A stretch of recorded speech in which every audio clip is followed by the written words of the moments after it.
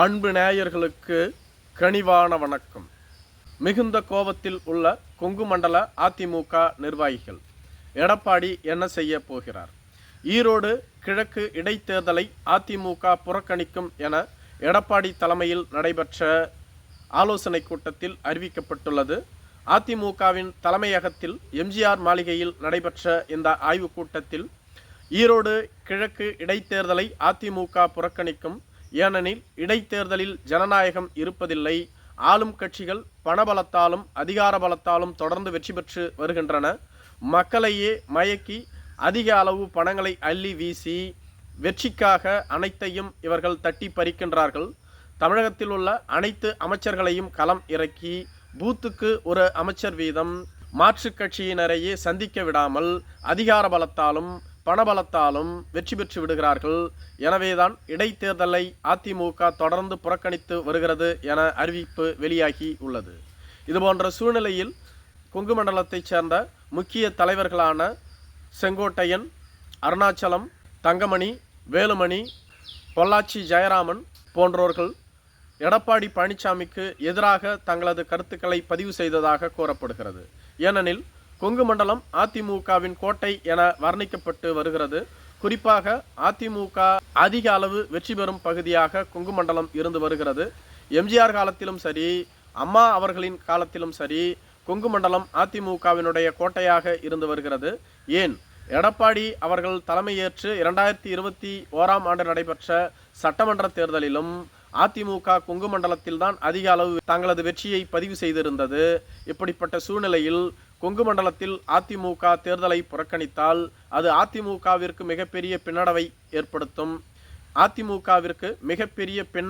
ஏற்படுத்தும். இதனை உணர்ந்து எடப்பாடி பழனிசாமி தனது கருத்தை மறுபரிசீலனை செய்ய வேண்டும். அதிமுக இங்கு கண்டிப்பாக போட்டியிட வேண்டும். அதிமுக போட்டியிடவில்லை என்றால் அதிமுகவினுடைய தொண்டர்களினுடைய வாக்குகள் அனைத்தும் திமுகவிற்குத்தான் சென்றுவிடும்.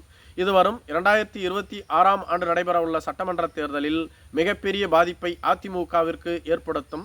தொடர்ந்து அதிமுக தேர்தல்களை புறக்கணிப்பது சரியில்லை. விக்கிரவாண்டியில் நடைபெற்ற இடைத்தேர்தலையே அதிமுக புறக்கணித்திருந்தது. அதற்கு காரணம் அங்கு அதிமுக வலிமையாக இல்லை என்பது ஏற்றுக்கொள்ளலாம். ஆனால் கொங்கு மண்டலத்தில் அதிமுக வலிமையாக உள்ளது. அப்படி இருக்கும் பொழுது எதற்காக ஈரோடு கிழக்கு இடைத்தேர்தலை புறக்கணிக்க வேண்டும்?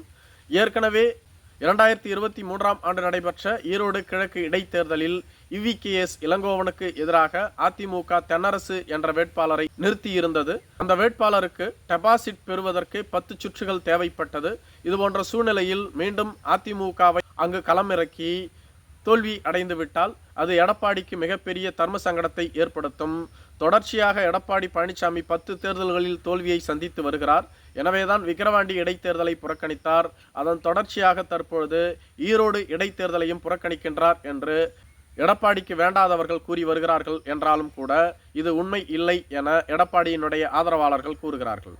அதிமுகவினுடைய இரட்டை இலை சின்னம் யாருக்கு என்பது தொடர்பான இறுதிக்கட்ட விசாரணை சென்று கொண்டிருக்கிறது.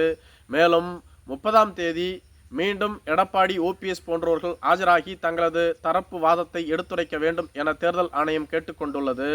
ஒருவேளை இரட்டை இலை சின்னம் எடப்பாடி பழனிசாமிக்கு வழங்கப்படாமல் சென்றுவிட்டால் ஈரோடு கிழக்கு இடைத்தேர்தலில் அதிமுக போட்டியிட்டாலும் பயனில்லாமல் சென்றுவிடும். ஏற்கனவே அதிமுக இரட்டை இலை சின்னத்தோடு இங்கு போட்டியிட்டே டெபாசிட்டை பெறுவதற்கு 10 சுற்றுகள் தேவைப்பட்டது. அப்படிப்பட்ட சூழ்நிலையில் ஈரோடு கிழக்கு இடைத்தேர்தலில் போட்டியை அறிவித்துவிட்டால், வேட்பாளரை அறிவித்துவிட்டால், இது போன்ற சமயத்தில் இரட்டை இலை சின்னம் முடக்கப்பட்டு விட்டால் அங்கு வெற்றி பெறுவதற்கு மிகப்பெரிய சிரமம் ஏற்படும். இதனால் இருக்கக்கூடிய இமேஜும் பாதிக்கப்படும். இவற்றை அனைத்தையும் கருத்தில் கொண்டுதான் எடப்பாடி பழனிசாமி இந்த முடிவை எடுத்துள்ளார். இரட்டை இலை சின்னம் கைக்கு வந்த பின்பு இது பற்றி தீவிர முடிவு எடுக்கப்படும். அதற்குள்ளாக தேர்தல் முடிந்தாலும் பரவாயில்லை. இரட்டை இலை சின்னமும் கட்சியும் தான் முக்கியம். இடைத்தேர்தல் ஒன்றும் முக்கியமில்லை. ஒருவேளை இங்கு வெற்றி பெற்றாலும் என்ன ஆகிவிடப் போகிறது? 10ஓடு 11 அதோடு இது ஒன்று என்பது போன்றுதான் சட்டமன்ற உறுப்பினராக இருந்துவிட்டு போகப் போகிறார். ஆனால் கட்சியும் சின்னமும் தான் முக்கியம். மேலும் இடைத்தேர்தலில் வெற்றி பெற வேண்டும் என்றால் ஆளும் கட்சி பணபலத்தையும் ஆள்பலத்தையும் இறக்கும். ஏற்கனவே நடைபெற்ற இடைத்தேர்தலிலேயே சுமார் 300 கோடி அளவு செலவு செய்யப்பட்டதாக கூறப்படுகிறது. 2026 நடைபெற உள்ள சட்டமன்ற தேர்தலில் இந்த 300 கோடி ரூபாயை 4-5 தொகுதிகளுக்கு பயன்படுத்தலாம். எதற்காக தேவையில்லாமல் செலவு செய்ய வேண்டும் என்ற எண்ணத்தில் தான் எடப்பாடி பழனிசாமி ஒதுங்கி கொண்டதாக சொல்லப்படுகிறது. மேலும் நாம் எவ்வளவு பணம் செலவு செய்தாலும் வெற்றி பெறுவதற்கும் கடினமாகத்தான் இருக்கும். வெற்றி என்பது உறுதியாக தெரிந்த பின்பு வேண்டுமென்றால் போட்டியிடலாமே தவிர பணத்தை செலவு செய்யலாமே தவிர வெற்றியே உறுதி இல்லாத போது எதற்காக நாம் அவ்வளவு பணத்தை செலவு செய்ய வேண்டும்? ஏற்கனவே 300 கோடி செலவு செய்த ஆளும் கட்சியானது இந்த முறை அதைவிட அதிகமாக செலவு செய்வார்கள். அவர்களோடு போட்டியிட பணத்தை வேண்டுமென்றால் நாம் களம் இறக்கலாமே தவிர அதிகார பலம் நம்மிடம் இல்லை. எனவே இது தேவையற்ற முயற்சி என்பதனால்தான் எடப்பாடி பழனிசாமி அமைதியாக இருந்து வருவதாகவும் தேர்தலை புறக்கணிப்பதாகவும் அறிவித்துள்ளார் என கூறப்படுகிறது. நன்றி.